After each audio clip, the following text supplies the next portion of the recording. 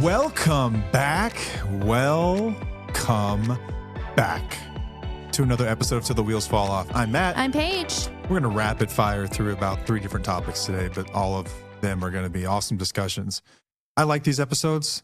We don't have to beat dead horses for too long. We can just go from one topic to the next. And I think that it's more interesting as a listener. I listen to a lot of shows like this, and it's going to be great. So what are we going to cover? I think the first thing I'd like to talk about is some of the red flag behaviors that you can look for in someone behaviorally that have absolutely nothing to do with their addiction. And if some of these sound familiar, then your battle is going to be far more uphill than ours was. I think a lot of you guys come to us and you see yourselves in us, but I'm telling you that we're not the same. There's so many behaviors that are more severe in your loved one, and I've read the stories, and this is going to be a really important segment for a lot of you to take heed of and take notice of. Your path will be different. We're together. We've always been extremely clear why that is. I recognized the problem. I did the work. When she had just enough patience, I made space for that. And then she did her own work and her own recovery. But it was not waiting endlessly for an emotionally stunted or emotionally unavailable partner to get their shit together. That's not why we're together. Don't condone that. Don't encourage that by any means. And so please listen to this segment. Next thing we want to talk about is discomfort, fear, and resilience. There's a lot of behaviors that kind of run alongside being stuck in a relationship with someone who's dealing with addiction or immature behaviors. And it will leave you questioning yourself. Maybe you're the type of person that has outsourced a lot of their decisions in life. And maybe this is through a parent or a partner or whoever else. But what it leaves you with at some point, we're going to discuss the why of it all, is in your relationship, you will be scared to death about outcomes that aren't the singular one that you're hoping for the most. What if they relapse? What do we do when we're co-parenting? How do I get over the anxiety of my children being over there? How do I get over the anxiety that they might slip? We're going to talk about why that is and how you actually do get through that. Finally, hold on. We're actually going to also break down like just everyday scenarios that you may be fearful of, that makes you feel a little bit uncomfortable, and that'll kind of help you gauge it within your relationship as well. Mm-hmm. And then finally, the incredibly depressing and unfortunate story of me being the most naive person in the world, thinking that the stuff that I've done in our relationship is basically what I thought was normal and the bare minimum, and kind of the journey that we've seen here over the last year or so. Why does it seem like the bar is so high for so many guys, and why can't they meet it? And is the bar too high, or have we just minimized this? Have we just accepted far less than we probably should and normalize that? It's going to be an interesting conversation, I think, when we get to that point. But let's get this thing rolling, man. This was an episode in the making. This morning, as we were kind of running through, like, what should we cover? What's the most important thing to cover? And there's not just one thing. It's a lot of things. We've spent a few hours just trying to put this together because we have so many things to talk about, to say, that it's hard to even put it into one episode. So we were like, all right, let's do segments and see how this goes. And I think this will be a good conversation. And I hope it's helpful for others as well. So let's go into the first segment. We've kind of discussed this before, like the red flags within a relationship or whatnot, the red flags within addiction or somebody like that. But this isn't like, it's not a checklist of telling you whether to stay or leave or whatnot. It's just based on our experience and what we feel is like tolerable and what isn't, right? So I just want to kind of name some of the behaviors that I see in certain situations or relationships that I personally did not experience within our relationship. And that's going to be the weaponizing of vows. Okay. Matt did not do this. We see this all the time. We see text message threads. We see people asking all the time, he keeps saying that till death do us part, or you're supposed to support me through everything, or the man leads the family, or all of these things when it comes to that. That's actually religion. Marriage is a sacrament. This is a vow. This is a vow. This is like in sickness or in health, all of these things. And Matt didn't do that. He didn't do that in active addiction. He didn't do that afterwards. Like, that would be a red flag for me at any point, because my values kind of like would go against that. So I came into our relationship with the thought of there is always a possibility of divorce. Always a possibility of divorce. Now, Matt was kind of a little bit on the different side of that, saying like, we're going to do whatever it takes to get through this. I was always of the mind that like whatever problem we have, we'll solve. But I think that you came from a family that dealt with divorce. I did too, in a different sort of way. Totally different. It could be its own show. No. But yeah, it's like, that's just not an option. Like, we can figure this out. I think it was more of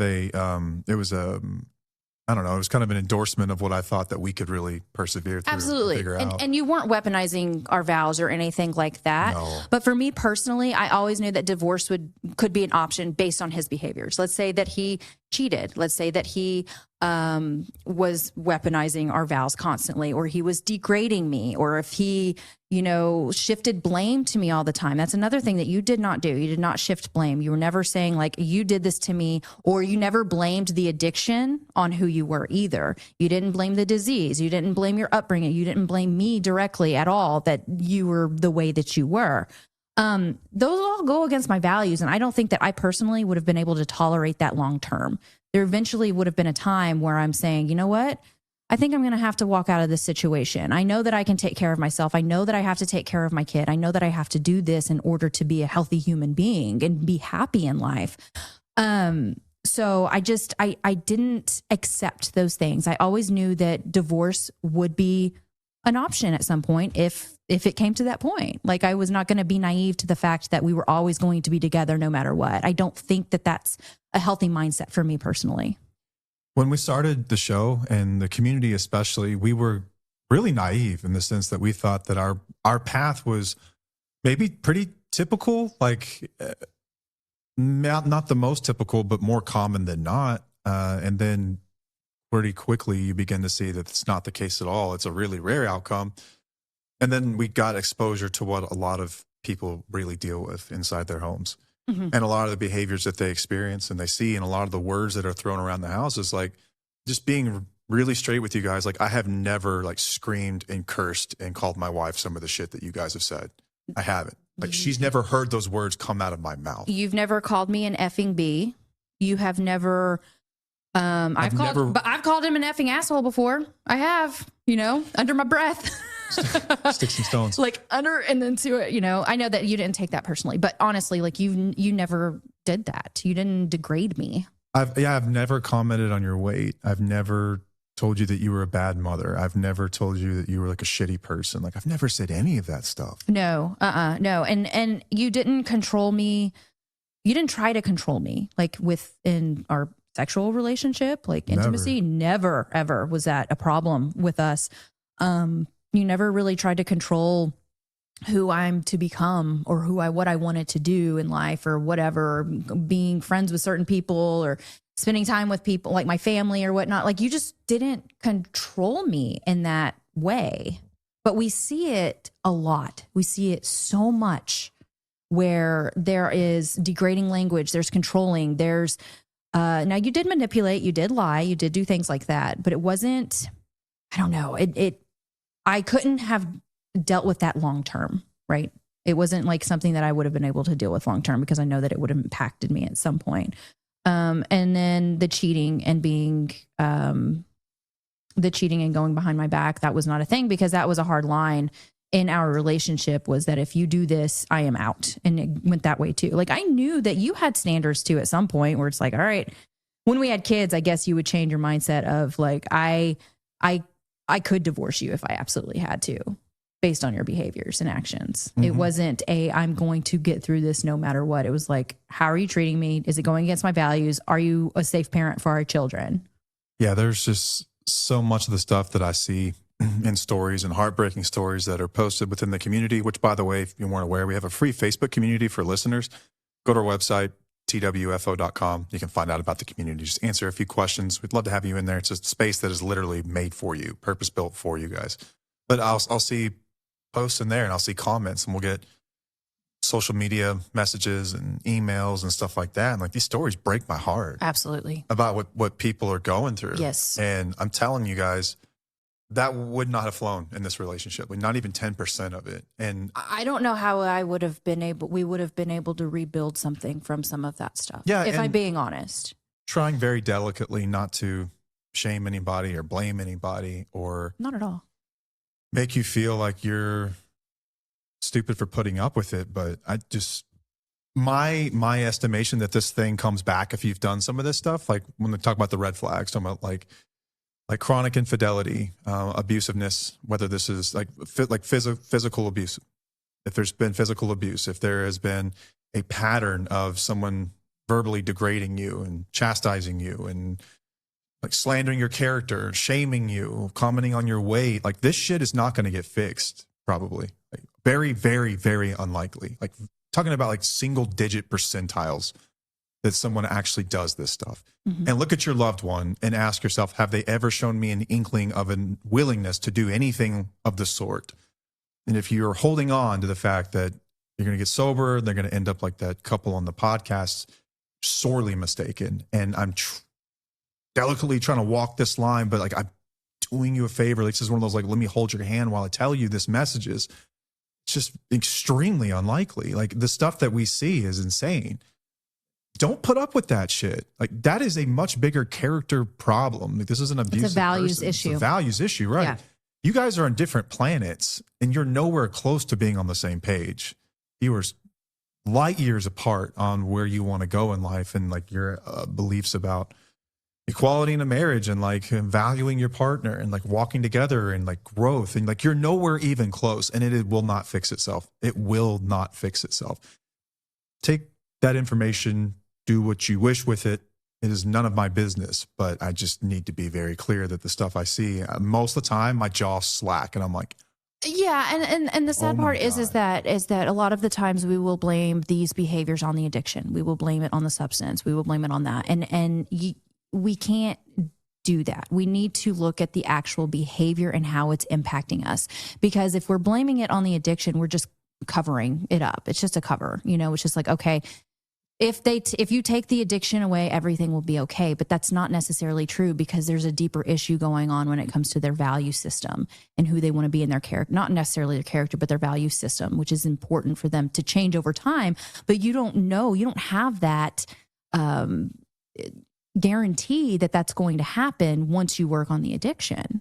no. And it doesn't matter. It is still impacting you. Addiction or not, it is still impacting you. The behaviors. Intent doesn't erase impact. No.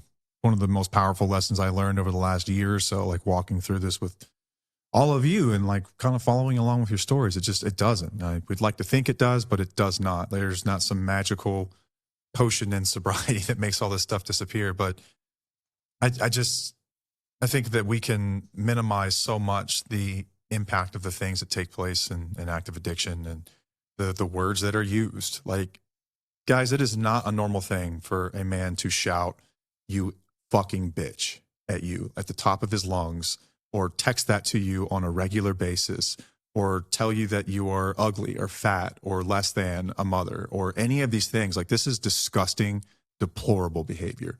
And this is a value set issue. I have never, maybe the thoughts come to my mind that you've been a bitch about something. But Duh.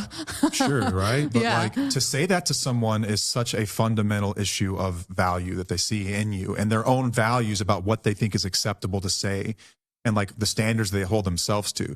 And this has nothing to do with fucking ethyl alcohol. This has nothing to do with THC. This has nothing to do with methamphetamine. Do those substances maybe lower your inhibitions and you would say something out of anger or passion or because your inhibitions are lowered? Yeah, sure, maybe. But there's a pattern of this. This is abuse. This is an abusive person, and this shit doesn't really fix itself. And it doesn't fix itself with sobriety. In fact, it's probably likely to get worse because now you've taken away the pacifier that they use to calm themselves in a lot of ways. But like, there's some really, really, really massive shitheads that you guys are with. And I don't know what else to say. And I feel like it needs to be said. And I hate to just come out and be blunt about it, but like, these are dangerous people. These are not relationships that are going to flourish. It's highly unlikely that these guys will do the work. Is it possible someone could? Yes. And I reserve the right to be naive about this. I'm forever hopeful, because what I'm coming at you right now, like, this is behind the scenes arguments that we've had forever. Like, I've defended more men over the last few years than it's embarrassing in a lot of ways, because a lot have been let down. I've been proven wrong. I've been shown that it is very unlikely and very uncommon that people will change. There's some really awesome guys out there that are struggling with addiction, and they have really kind and sweet hearts, and they do stand a very good chance at getting well and being amazing fathers and amazing husbands if they can get this substance thing under control.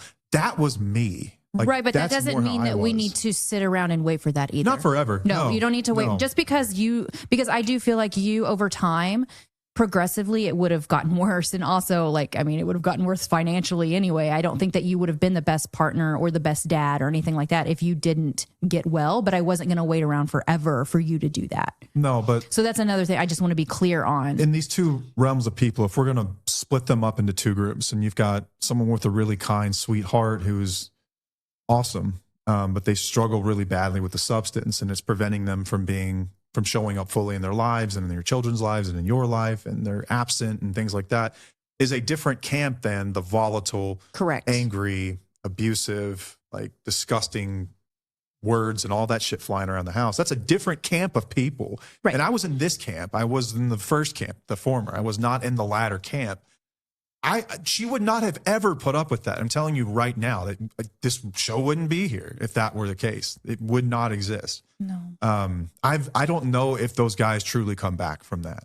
I've seen some of their stories, and I'm always very reluctant to believe that what I'm seeing is real. Right. in a lot of This ways. seems very performative. Yeah, Which like- recovery is performative within the first few years. Like, let's just be real. Some of it is performative.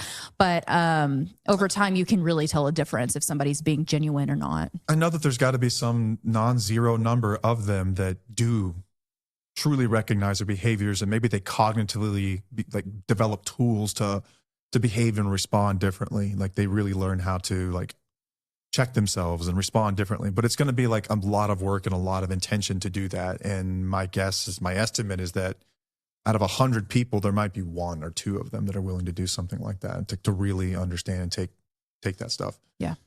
Maybe there's a third group that it's kind of in between the two, and it could go either way, but It could be. I just wanted to go. I wanted to have this conversation. I've been wanting to have it for a while because I've been dabbling in it to see the differences and what I've recognized over the years, the differences in certain people that are recovering and who aren't, and the controlling, abusive behaviors are just, I didn't experience that. And I don't think that anyone should have to experience that. We don't need to accept that. Oh, and we'll put it this way. Like, we're unlikely to reply to an email of yours or a DM and say, like, get the hell away from that monster. But I'll put it this way. If my daughter sent me these messages, I would tell her that. Yeah. In a heartbeat. Absolutely. In a heartbeat. I would get her as far away. I would drive her to the freaking North Pole to get away from that person if I had to. Can we drive to the North Pole? Technically, probably a land bridge somewhere up there. Squirrel. My brain just went. You need a hell of a vehicle. But yeah, probably. Yeah. But anyway, that would be my advice to like my own loved ones. Like, do not ever fucking put up with that from anybody. Right. I don't care.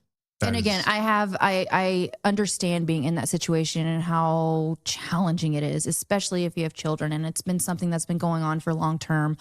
And when we're in it, it's really, really challenging to see the reality and how it is harming you until you start to pull back and you really start to gain clarity and recognize, ooh, okay, wait, this is not something that's acceptable. But I know that you deep down, you know that this is not okay, because every time they control you, every time they say those ugly things, every time they come at you with these vows, they're spinning, your mind is spinning back and forth, but you're always like, ooh, there's something that's not right here.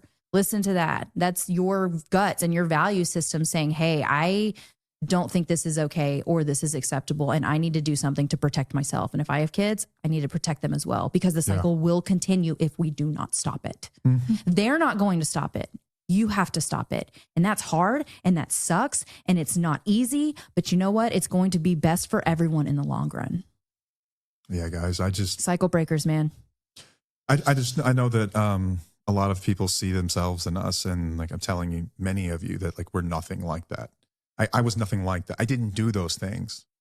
I was abusive in the sense that I mistreated and devalued my wife, and I lied for a very long period of time. And no doubt there were moments where I got volatile and I'd like flip the coffee table over one time. I remember doing that. I would throw crap, punch things, slam cabinets. Yeah, I would do things like that, right? Like that would come up.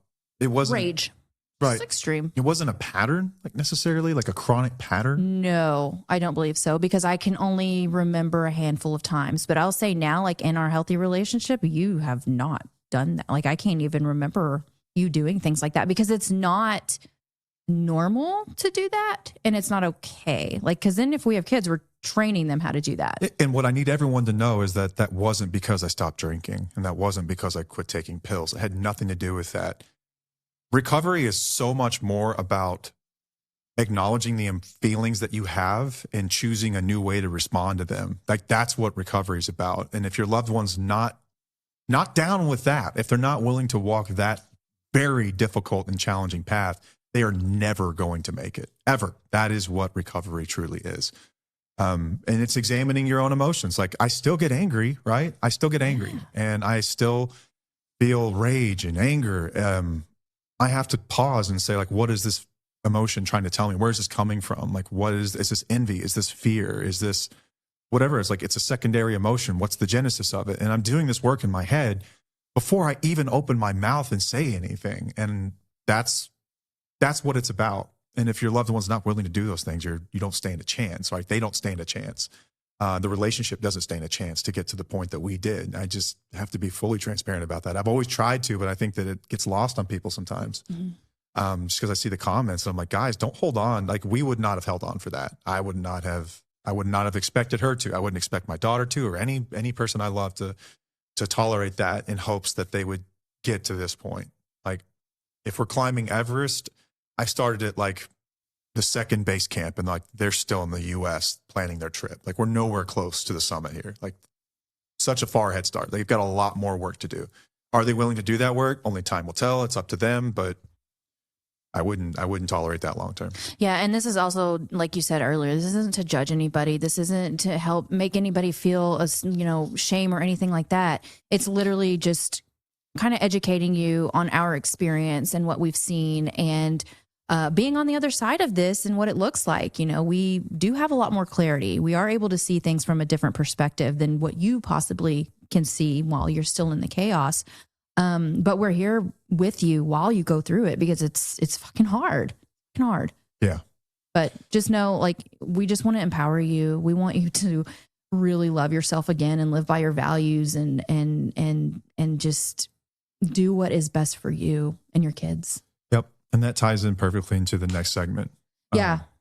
There was this interesting question that was presented. I don't remember where it was. If it was social media, it was all social media, obviously, but if it was a social media app, like comment section, or if this was like a question that someone had written in, but co-parenting is really difficult. We've never had to do this, but learned a lot about it here in the last few years about what parents go through whenever you're co-parenting with someone that you don't fully trust and how difficult that can really be. And the question was, how do you get through the anxiety and the fear of your children being with your ex for the first time, like that first night? Like, how do you make this feeling stop? How do you make this anxiety stop? And it started between us a really, really good conversation. But really quickly, I just want to plug SoberLink here because this is a co-parenting tool for a lot of people. When you can't trust the person that you have separated from, that you also share children with, SoberLink is there in those moments. This is a device that proves sobriety, and you can get them written into your custody agreements. These things are enforceable by the court, by the judge. So you can at least rest assured that that person is sober. Now, back to the first segment. Are they behaving? Well, it doesn't, like, is there a device that can fix that? No, until Black Mirror is like a real thing, like those episodes are real life. It's very unlikely. But SoberLink's a great tool for rebuilding trust and accountability and give spouses and partners visibility that they've never had before. You set up a network of people that get notified every single time that you use it, and it reestablishes trust. Trust is lost in buckets and it's rebuilt in droplets. And every test that shows negative for your loved ones is a little droplet back into that proverbial bucket of trust. You can find out more by going to soberlink.com/wheels. And since you're an awesome listener of our show, if you sign up with that link, they're going to send you $100 cash. Well, like, not actual cash, but a gift card that you can use on anything you want. Your bills, you can apply it toward Tufo merch, recovery rocks like this one right here, which is a great way to acknowledge the journey that your spouse or partner has walked with you through recovery. I got ticker tape parades and coins and stuff like that, and it means a lot to show someone else that you see them. It means everything to them. You can use it whatever the hell you want to use it on, and You no longer have to buy these things for as little as $19 a month. You can rent them when you sign up for a 1-year plan. $19 a month. That's it. You've got the monthly plan cost, but they're also going to assist you with that cash back. So go to soberlink.com/wheels. Whether you're trying to rebuild trust or you're just trying to make sure that your children are safe, this is a practical tool, which isn't the answer to this segment by any means. This is just a great time to mention it because this is literally the purpose of the tool and why it's a sponsor of the show. Yeah, for sure. But back to the idea that how do I prevent this feeling that I'm having? We don't. For this very new experience. We don't. We try so hard to get rid of negative emotions. We try hard to shove them down. We try hard to just say, like, how do I get through this so I don't have to feel this? Well, the only way through is to feel. And the only way out is through. The only way out is through. And it's the questions we're asking aren't what we really need, I guess. The question we need to ask is, I guess, like, how do I get through it? Basically, it's not removing the feelings. Negative emotions are supposed to be there. I don't even like to call them necessarily negative emotions. I think they're just emotions. They're just there. They're powerful. They feel unsettling at times. Yes, they feel uncomfortable. Very uncomfortable. And it typically happens when we do something that's out of the ordinary. Something new. Something that is unfamiliar. So this is new. This is a new experience for you. And the only way through that is to really acknowledge it and then continue doing it over and over again. Yeah. It's taking it back brain. to something that a lot of us fear. I think it is the number one phobia that people have is the fear of public speaking. Public speaking can be terrifying. I have Pages as she's sitting here on a podcast and YouTube in front of the world, but it's true. We're not really public speaking, just us in a room and a camera, but public speaking can be terrifying for people. And it's terrifying for pretty much everyone, including myself. In the beginning, when the first time I was ever asked to speak to a large group of people, I'm like, dude, this is like, I'm going to make an ass of myself. Like, I don't know what I'm going to say. And I don't even remember what I said. At the end of it, I remember looked at the guy that I was with and I was like, did I do okay? Like, I have no idea what just came out of my mouth. He was like, it was great. I'm like, I don't know what I just said. Like, that was terrifying. Like, all I could feel was this uncomfortable emotion and this panic. And I was all over the place and I didn't finish my thoughts and I was scatterbrained and it was just, I was everywhere and I was kind of disappointed in myself. But I kept doing it and I kept getting these opportunities to do it. I have spoken to groups of at least 50 people several times a month for the last decade. And I've spoken to even larger groups than that. I've spoken to, like, I got asked to speak at a donation thing, like for a bunch of rich people for a treatment center one time. Donors, whenever you were in labor, remember that? Oh, yeah.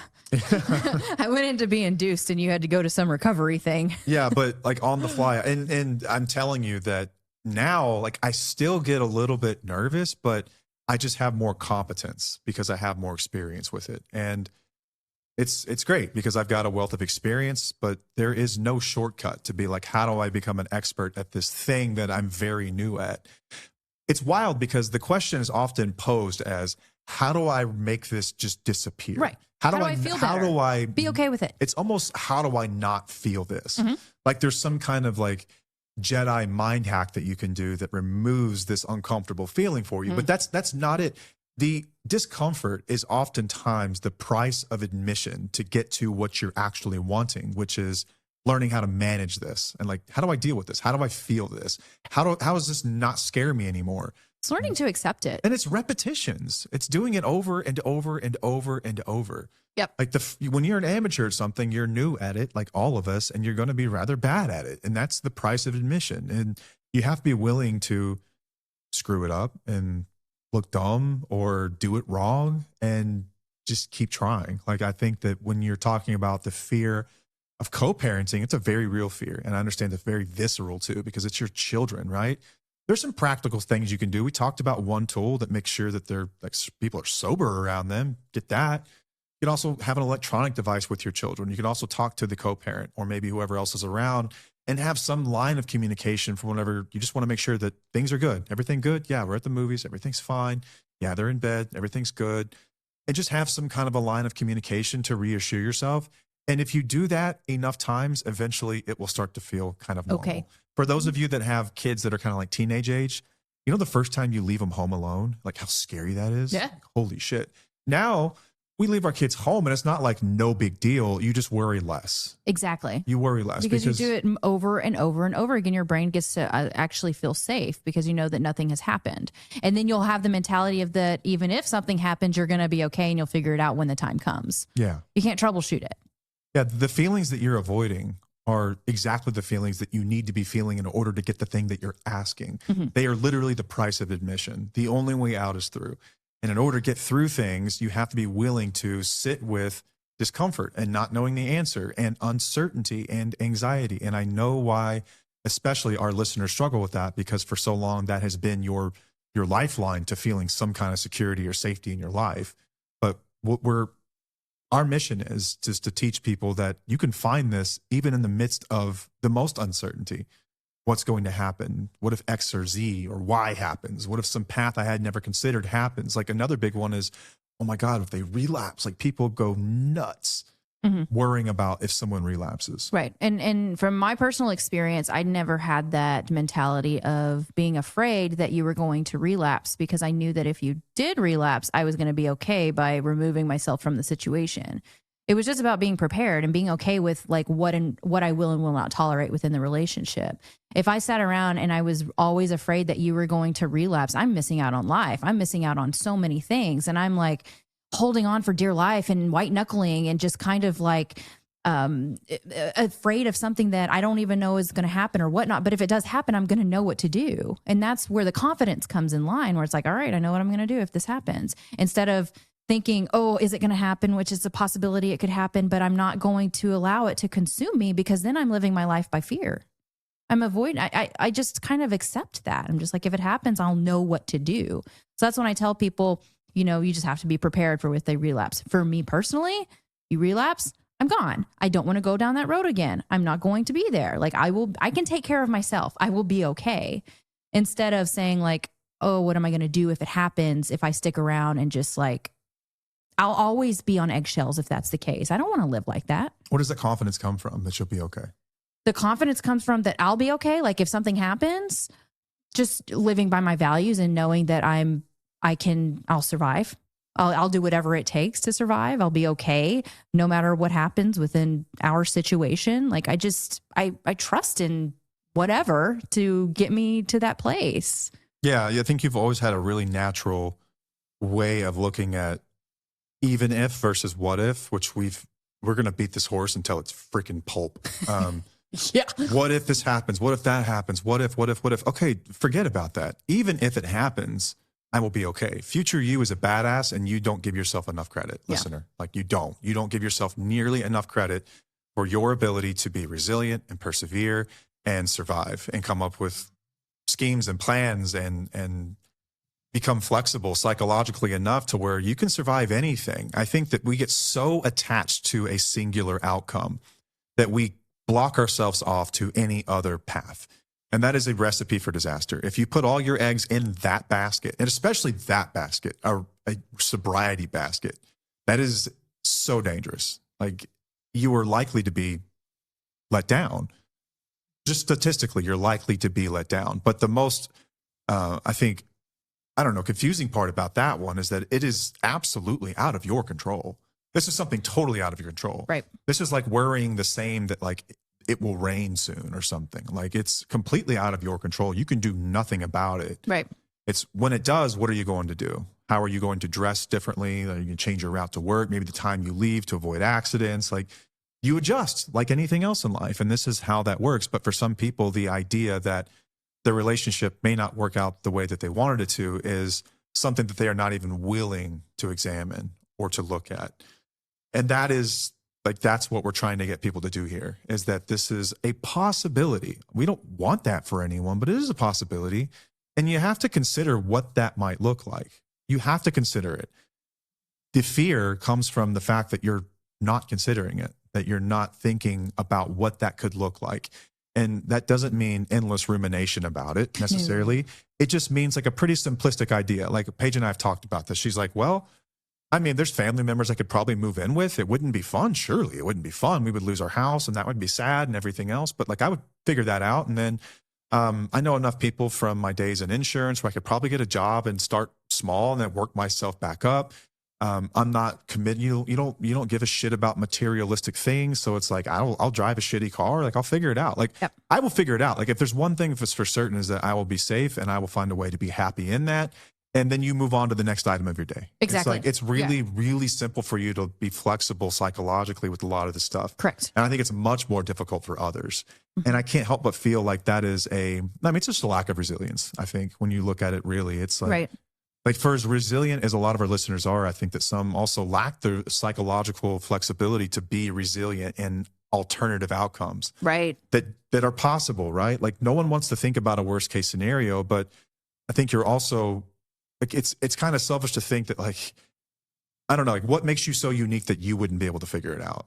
Like, why are you so unique? Tell me, like, why are you different than everyone else that's walked before you that had to go through the same thing? Like, you're not special in that regard. Like, listen to those stories and what those people did and consider that it could be a possibility, and you'll find your answer and peace in that. You can still not want the thing to happen and also be okay if that thing were to happen. And I think that's where a lot of the pressure and anxiety comes from with a lot of these outcomes. Right. It's, fear of your children being with someone that you deem to be somewhat unsafe is a very scary thing. The only way out is through, right? If something were to happen, your kids come home and tell you like, hey, I think dad was drinking and like it got weird and he brought these weird girls over. Like you take that to your lawyer and like get something done, you know, like, yeah, you just don't like, oh, what do I do? You take the next right step. Yeah. And you start to eliminate some of these things that could stand in the way of you feeling secure. But like, it's going to be okay. But the question is not, how do I not feel anxious? The question is like, what kinds of beliefs and ideas do I need to start to consider in order to feel like repetition could solve this problem for me? Yeah. It's like, how could I persevere? Like, what could I do to develop resiliency? Like, what ideas could I have that could get me through this? Like the price of admission to that safety and that like that security that you want is quite literally the fear, and it's the uncertainty, and it's dealing with it over and over and over and over again, like that public speaking thing. Yeah. Get through it over and over and over. Right. And if you're interested in learning more about how I built that confidence and being okay with that, all the outcomes, we have the Reclaiming You program that used to be Independently Strong, but now we switched it to Reclaiming You. Much better name. Because it makes more sense. You're trying to find yourself again, because within these situations and these relationships, me personally, I felt as though I had lost myself. I didn't know who I was. It was hard for me to live by my values at that point. And we created a program with a licensed therapist to help guide you through that so that you can build up that confidence to live the life that you want to live and just live by your values and figure out what your values are. We talk about values. We talk about boundaries. We talk about self-care. We talk about relationship dynamics. 10 modules long. We've got videos, exercises, a community that meets every Wednesday with Matt or me.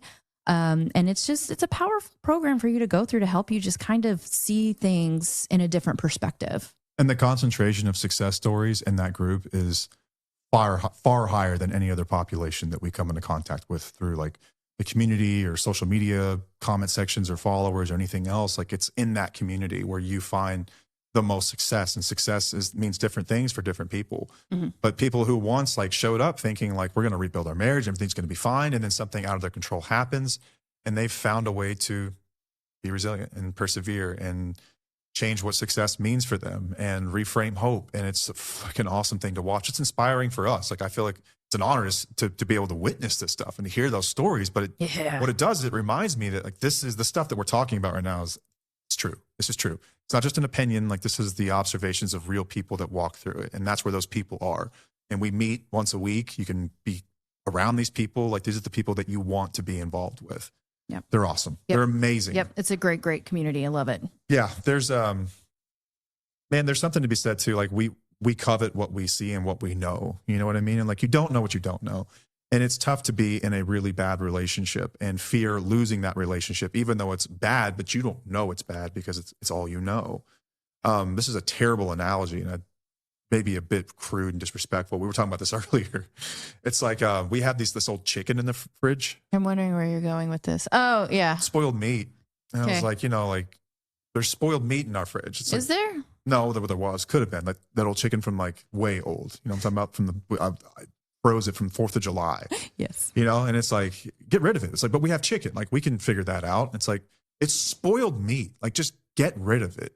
Like, get rid of it. Like, just because you feel like you have a thing doesn't mean the thing is worth anything or it's quality. It's just yours. And so I think that really relationships and marriage kind of like spoiled meat sometimes, unfortunately, where it's like you have this thing that you're trying to protect, but it's not good and it's not quality and it's not serving you. And it's like, maybe it is better off being disposed of, like, really. Right. And sometimes we hold on to that for so long. And that is oftentimes where a lot of the hardest rebuilding comes from people, is that they realize once they have clarity, once they get distance, that I was holding on to that for all those years. Like, that's what I was settling for. Like, I can't believe I did that. And they beat themselves up. You have to forgive yourself for the things that you didn't know, the lessons that you hadn't learned yet. But that is many people's situations. Not everyone, but a lot of people go through that. It's tough, man. Yeah. It's tough, really tough. All right, now we're going to transition to the most depressing topic of the day. Yeah, you added this at the last minute. We were having a conversation earlier before this, and he was like, "Oh, we need to add this. We need to talk about this." I'm like, "Okay, let's dig into this." Because you were actually really sad. I felt like you were going to cry. Did you have tears in your eyes, or am I imagining that? I did. Okay. All right, get started. I want you to unpack this here. I'm so naive. Like, I'm so naive, and I feel like an idiot in a lot of ways, because when we started the show, I thought that I was going to make this content and then I would be surrounded by other guys who were trying to grow and get better. And I wanted to help guys do what I did. Like, I didn't think it was exceptional. I thought that what I did was like literally like what everyone else does. I've never looked at myself as a smart person. I've never considered myself to be intelligent or exceptional. I've always thought of myself to be very, very average. Like, on a scale of 1 to 10, I'm a 5.5, like maybe just slightly above average. So stupid. I mean, in height and intelligence and everything else, just slightly above average. Like, it's kind of, I've always looked at myself. And so when we started this journey, I was naive to think that I was going to learn something from all these men, that these theoretical men that would like hear this and learn this stuff, and like I would learn from them and they would learn stuff from me. And like, I don't know. But when we started to make the content, what we got was the opposite. We heard from their spouses and their partners and the heartbreak and the heartache. And I so seldom hear from guys. And it breaks my heart. It breaks my heart. And I've been trying so long, because I think it is disingenuous as a male creator to just make content that just validates women. I know it serves a purpose, and I serve a purpose here, because you guys hear things that you know are possible. And so you're able to hold your loved one to a standard to show like it is possible. Like, people do this, like people get better and like they can start to take accountability, and they rebuild things, and like they don't dismiss, and they don't invalidate, and they don't minimize or deflect, or like there's always those dudes that are like, well, this goes both ways. Like, oh my God, I'm gonna have a whole episode about that shit. But I did not realize that it was as rare as it is. I didn't realize that my outcome was as rare as it is. And like, it is incredibly rare. And that is a really, really hard thing to say out loud and accept. And I never thought I would ever find myself at the top of any kind of a pile. But here I am at this, and I get messages all the time, and I know that people mean well, but like, it just breaks my heart, man. Like, I'm gonna have to hold it together here, because it's hard to talk about when I get messages from people that are like, I just need you to know, like, you doing what you did and like talking about this, like, made me realize that my husband never would. And it's commendable what you've done. I need you to know how rare that is. And like, I know that these are like really sweet messages, but they make me cry almost every time. It breaks my heart to know that people are going through this shit, and it's like, this is possible. And like, this is the standard we should be holding people to.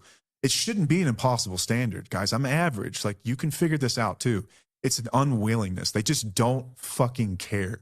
And that's the hardest thing for me to accept, is that they just don't care. I thought that I would change so many people's perspectives and like help people. And it's just, I never considered the fact that no one would give a shit. I think you have, because we do have couples who listen in, and we do have people who, send rocks to their significant others, and we do, but we don't hear from them very often. It's mostly the other. If you're out there, remind me you're out there. Yeah, that's what I was going to say. I was like, send them an email, Matt at twflcouple.com, and just let him know that there's something he's saying that's helping you get through, because it's been challenging to watch him, because he has always been like, I need to get through to these guys, because if I can get through to these guys, then a lot of the problems are going to be solved, because that's the majority of the issues. But you can't get through to people who aren't willing to hear. You know, the spouses are trying to get through to them every day. They have children who are trying to get through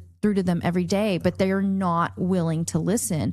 But there is a handful of people who are listening. So I don't want you to give up on that just because it's not the majority. But it did help us realize that it's not normal. Like the accountability you take, the equal partnership, the way that you show up for our kids, the way that you don't rage, the way that there's so many things that you do that I don't think a lot of spouses are seeing. And it's making you sad, because you're like, I'm not special. This should be normal. This is how we should be treating people.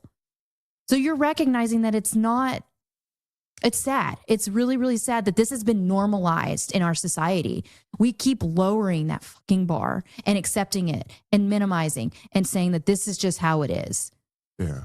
But what you do, is it hard? Like, is it hard for you to be a good person? No. Is it hard for you to take accountability? Is it hard for you to recognize that, like, yeah, you lied, you hurt me in a way? Was it hard to recognize that you need to stand up for your kids and be there for them? Was it hard to become an equal partner? No. Like, was it, I mean, it took time, but it wasn't hard, right? No, it wasn't that hard. It wasn't that hard. It really wasn't.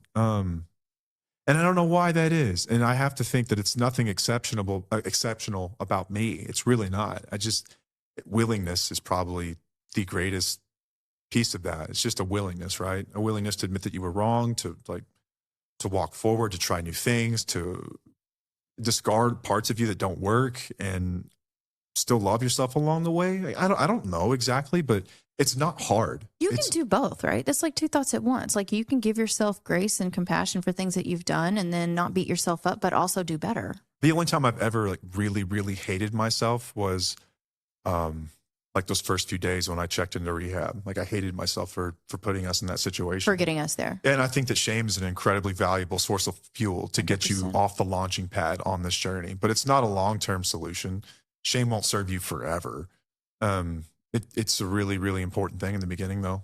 Stand by that 100%. Fight me on that. I'll argue with anyone all day on that. Yeah. It's important that you feel that, because that is a really powerful, mobilizing emotion that gets you directed towards something different. Yeah. It should be a signal to you. You know, it's data. What is this trying to tell me? What is this trying to change? And then I know what it's like to hate yourself in small bursts, but like, I don't know, like, this has just been the most disheartening thing ever. I've booked social media strategy sessions with people and talked about this, like, how do I reach more men? And I've got some ideas about how I can do that, but I presented to this person who I respect, and I think that they do a really good job of engaging the masses. And I was like, on one hand, like, on one extreme, I just suck at this. I suck at engaging people. I don't have the personality for it, and I need to redo and rethink everything I know about, like, engaging people, like, through content. On the other extreme, they just don't fucking care. And I just asked her point blank. I said, which of these is more likely? And she said, they don't fucking care. Nope. They don't care. I told you that from the beginning. Like, they don't care. They just don't care. Mm-hmm. And that is the one that, like, crushes me, because I think about the benefits of a life well lived and just wanting to be a better man, and, like, the benefits of my children. And I think about the peace of mind that I have every night when I go to bed. And like I really do love myself. Like, I like me. I'm proud of myself. I like the man that I am. I can go to bed every night and be like, good job, dude. And that doesn't come from being arrogant or your ego or anything like that. You actually, I'm going to make you feel uncomfortable here, because you don't like it when you're praised to a certain extent. But this is something that I've always recognized in you, is that you, even whenever you started your recovery journey and became sober, you were so like, I don't want to celebrate this. I'm just doing what I'm supposed to do. Why am I celebrating this? Like, I don't think it's that big of a deal. I'm just trying to be who I'm meant to be. I'm just trying to be a better man. And I'm like, but you don't understand that what you're doing is so rare, and what you're doing is not normal. And it is not what women and spouses and partners are seeing. It's not. And I've tried to explain that to you for 13 years now. and you're finally able to recognize that. But it's got to be, your emotions have got to be so mixed on this. I just want you to know that I think that you've worked really hard and you've done some really incredible things. And I know that you feel like that's weird, but it's not. I've worked hard, but it like wasn't hard. Right. That makes sense. Yeah. Like, Yeah. it's like working out. It's hard, but it's not. Yeah. You know, yeah. It's a lot of effort, but like in hindsight, it's like not that hard. Yeah. It breaks my heart to know that if I figured it out, I truly believe if I figured it out, then anyone can figure it out. There are some intangibles, right? Like some things may have happened that just totaled your relationship. And I didn't have those things. And she had enough patience left because we were young, remember? Like we were in our 20s, man. It kills me to think that I'm at the top of this heap of people that I didn't do anything exceptional. I didn't do anything special. I just did what I think that any person would do in my position and what I would expect anyone else to do. And to find out that it is not only incredibly rare, that it is like 1% of 1% of people do stuff like this. Like it just crushes me to think that there are so many children that aren't going to get that experience with their parent, and they're not going to have the things that we've experienced. And it's like, I think what is just the bare minimum, like really in a lot of ways, like the bar is like already so low. Like we're telling me we can't meet that. And then I lifted it up like 3 inches and like, that seems like impossible. Like that's just crazy to me. It's just absolutely crazy to me. And I don't know why. I don't know why so many guys are unwilling to do this. And I know that they're out there. Like I know that there are men who want to grow and want to do better. And like I listen to, like I follow my own set of creators and shows where I know that there's a heavy male audience that are doing that very thing, and they're incredibly emotionally intelligent, but there's not addiction involved like this. You know, I think in this particular space, correct. This is just like impossible almost to find people that are willing to do this sort of thing. Mm-hmm. It's really to go really this tough. far. To go this far, yeah. Because they'll start. Like there's a lot of stuff out there on recovery and being a better man, I guess, but it's not as in depth as what we talk about. Yeah, when it comes to relationships and things like that and accountability. It's lonely and it's sad and it just breaks my heart. And like I appreciate the kind words, but like I don't feel good about any of that shit. No, he didn't take those as like compliments. It was more of just being really sad. And it was like, I don't know, it was an eye-opening moment for you. But I do think that, again, these conversations still need to happen. There are still people out there who are listening and learning. And it's just, we're just normalizing so much shitty behavior. Yeah, we are. We're normalizing a lot of shitty behavior. In that strategy session with that creator, she had a really good take on this. She was like, success for you is probably going to look a lot different than it does for a lot of other people. You guys are going to help spouses in masses. You're going to help hundreds of thousands of people, millions of people you will impact on that side of it. But your mission with men, you'll have to redefine what success looks like. And it'll be done in ones and twos. It'll be that one dude who reaches out and he's like, man, like, thank you. Thank you for opening my eyes to this. And like, this is what my life looks like now. I've taken some of these things, I've made it my own, and this is my path. And like, things are great. And then you might get a couple more, and then it'll be a while, and you might see one more, but it'll be little and slow and a very long journey. Yeah. It's just tough, man. I was really optimistic and naive, I guess. I don't know. I don't think that you're necessarily naive. I think you can still be optimistic. Like I said, there's still people out there that are listening. It's just not going to be in the masses as it is with the spouses and partners. Yeah. And I've been accused of being like a pick-me addict, which cracks me up to no end.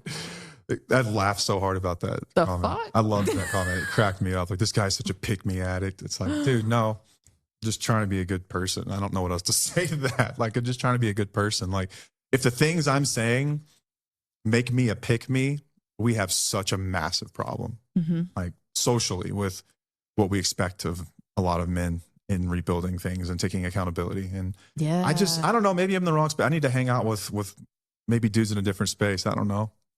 Maybe there's something to that. I don't know. Y'all are kind of in on our lives right now that we're discussing. It's kind of interesting to be recording this. These are bedroom conversations. Yeah, to have these thoughts come out into, life. But yeah, I'm not giving up yet. I'm going to keep trying to repurpose things. I'm going to try to engage guys, and because I truly do believe that, like, I was put here to help people. That's what I'm supposed to be doing in my life. It's help other people. It can be all. It's not just, one or the other. So. Yeah, but making particular content to like really draw them into like more of the men into this conversations that who might be willing to change to get better, to want to do better. But like you at one time was really naive and convinced that if I could get in a room with a bunch of guys, I could just fix them. And Paige told me one day, she was like, what makes you think you're so fucking special that you could do it? Like their wife couldn't do it. Like pretty sure those were my exact words. Yeah, like their best friend couldn't do it. Oh, but you're gonna do it. And I was like, ouch. But you have a point. It's true. Like what? You're right. I mean, because what we've talked about with communicating with people in active addiction, like when you were in active addiction, would you have listened to you? No, I probably would have blocked me. Exactly. Probably would have blocked me. Exactly. So what you have to get through to people, what you would have wanted to hear back then, but you were so into you that you weren't going to listen to other things that were being presented to you. It's got to be a much more subliminal message and not so direct. Correct. That's what I think. If any of you have any freaking ideas, I am all ears. All ears. Matt at twfocouple.com.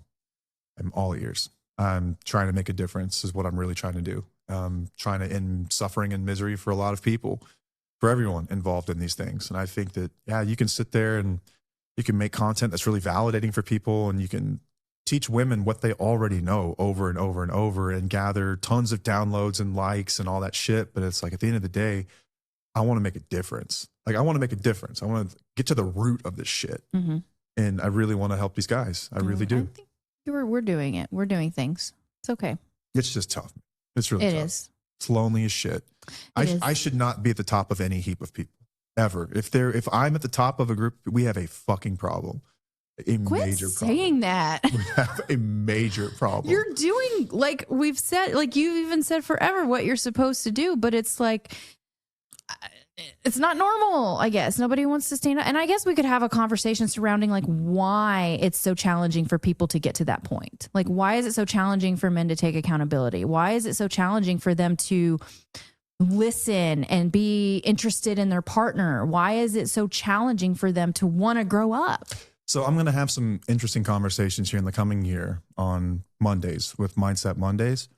And I'm going to bring more guys into this conversation and ask those very questions and get other takes and other perspectives. Because here on the show, we get my perspective, the things I read and the people that like I listen to, but I want to get some like perspectives from other guys and like dissect this stuff and like really get to the bottom of it and figure out what's going on. Yeah. Like, just get some honest takes on why do you think that is? Because I think what you're saying is true in a lot of cases that we deal with in the space that we are in. Why? I want to know. Yeah. I'm really curious. Mm-hmm. I know what stood in the way for me, but it seems like that was abnormal, which is crazy. But then again, it's like the how is obviously more important than the why. It is. But still, it's interesting to know in order to figure out the how, sometimes you do need to know the why. They're both important. I think it's like, I've always said like they're both important. Yeah. But for the immediate, what can we do about this problem today? How wins every time. Absolutely. How are we going to fix this? Right. You need to know the why long term. You will return to those old patterns if you don't understand the why. Yeah. It makes the story make sense. Absolutely. Wraps it all up. Yep. It's like watching a freaking series for 5 years without watching a series finale. Shout out Stranger Things, by the way. I thought it was effing perfect. I know a lot of people. I had mixed emotions. I know so many people, it's like controversy. Like people have all these opinions. I think it was effing perfect. I think it was wrapped up so beautifully and wonderfully. And I did like so the last grateful scene. For the way that they did it, because I was around for Game of Thrones, you know? Yeah.